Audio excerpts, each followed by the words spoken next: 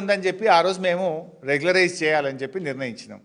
ఒక్క ఆజామాబాద్ నిర్ణయిస్తే కూడా ఆ రోజు మేము 200% కట్టాలన్నాం. సబ్ రిజిస్ట్రేషన్ వాల్యూ మీద 200% కట్టాలని నిర్ణయం తీసుకున్నాం.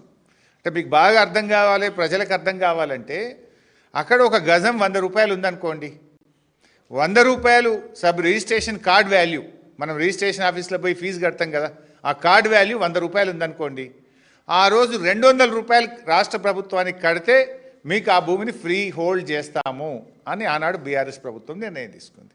ఇవాళ కాంగ్రెస్ ఏం నిర్ణయం తీసుకుంది?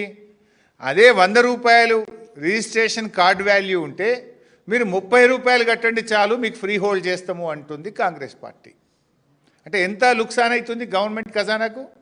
గజానికి 170 రూపాయలు లుక్సాన్ అయినట్టేనా? మేము 100 ఉంటే 200 కట్టమని మేమన్నాం, మీరేమంటున్నారు 100 ఉంటే 30 రూపాయలు కట్టండి చాలు మీకు ఫ్రీ హోల్డ్ చేస్తాం, ఈ భూమి మీకు దారాదత్తం చేస్తాము అంటున్నారు. అంటే 170 రూపాయలు నష్టమవుతుంది కదా. నేను జస్ట్ టు అండర్స్టాండ్ చెప్తా ఉన్నా. అందుకే 5 లక్షల కోట్లు రావాల్సిన చోట 5,000 కోట్లు మాత్రమే వస్తాయి అని మంత్రి గారు నిన్న ఉన్న నిజాన్ని మంచిగా కుండబద్దలు కొట్టినట్టు బయట పెట్టిండు. అందుకే ఆయనకు థ్యాంక్స్ కూడా చెప్పిన నేను. ఇవాళ బీఆర్ఎస్కు కాంగ్రెస్కున్న తేడా ఏంది? మేము 200 రూపాయలు రావాలంటే మీరు 30 రూపాయలు చాలు అంటున్నారు.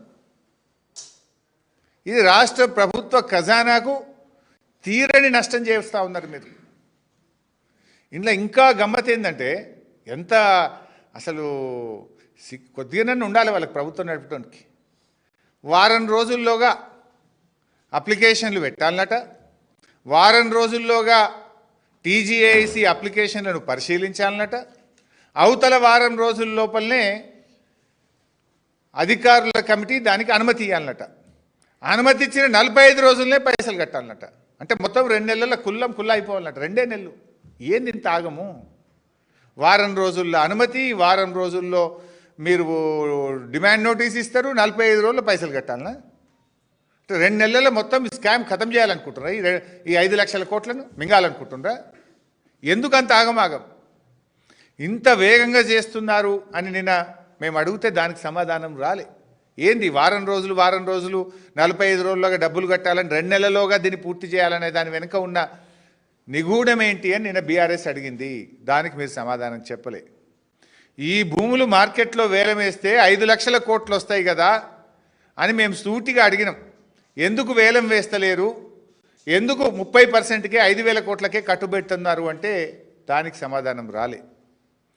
కోర్టు కేసులు, లీజుల వివాదాలను అడ్డం పెట్టుకొని మొత్తం భూమిని తక్కువ ధరకే కొల్లగొట్టేటువంటి కుట్ర చేస్తున్నారా అని ఒక ప్రశ్న అడిగితే దానికి సమాధానం రాలే. అంటే మేము అడిగిన ఏ ప్రశ్నకు నిన్న మంత్రి గారు సూటిగా సమాధానం చెప్పలే. పైగా ఒక మాట అన్నారు, 60-70% పెడితే వస్తారా అన్నాడు. మరి మేము 200% పెడితే ఆ రోజు కొంతమంది కట్టలేదా?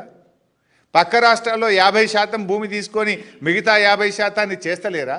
ఆ 50% తీసుకుంటే ఇడ కూడా ఒక 4-5 వేల ఎకరాలు వస్తే హైదరాబాద్లో ఒక లంగ్ స్పేస్, అరే ఒక బస్ డిపో కడదామన్నా, ఒక బస్ స్టాండ్ కడదామన్నా, ఒక హాస్పిటల్ కడదామన్నా, ఒక కాలేజీ కడదామన్నా, ఒక స్కూల్ కడదామన్నా, ఒక పార్కు కడదామన్నా ప్రజలకు హైదరాబాద్లో ల్యాండ్ దొరుకుతుందా?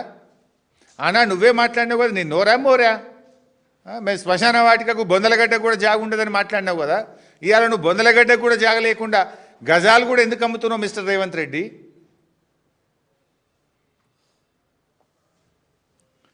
ఇవాళ ఆ రోజు బీఆర్ఎస్ పార్టీ ఏమో దేశంలోనే ది బెస్ట్ పాలసీ, పారిశ్రామికవేత్తలను ఆకర్షించడానికి మేము ఆ రోజు టీఎస్ ఐపాస్ లాంటి పాలసీ తెచ్చాం. అంటే కొత్త ఇన్వెస్ట్మెంట్లు రావాలి, కొత్త పరిశ్రమలు తెలంగాణకు రావాలి, మా యువతకు లక్షల వేల సంఖ్యలో ఉద్యోగాలు రావాలని మేము పాలసీ తెచ్చినాం.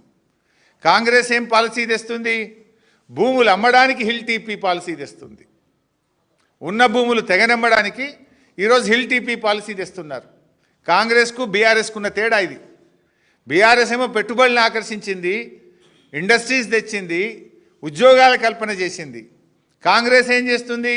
ఉన్న భూములు అమ్మే ప్రయత్నం చేస్తూ ఉన్నారు. ఇక్కడ ఇంకోటి అర్థం చేసుకోవాలి మీరు. పాలసీ ఏంది? ఓఆర్ఆర్ లోపల ఉన్నటువంటి కాలుష్యానికి కారణమైన పరిశ్రమలు బయటకు తరలించాలి. కానీ వీళ్ళేం పెట్టిండ్రు? అన్నీ కొన్ని గ్రీన్ ఇండస్ట్రీ ఉంది.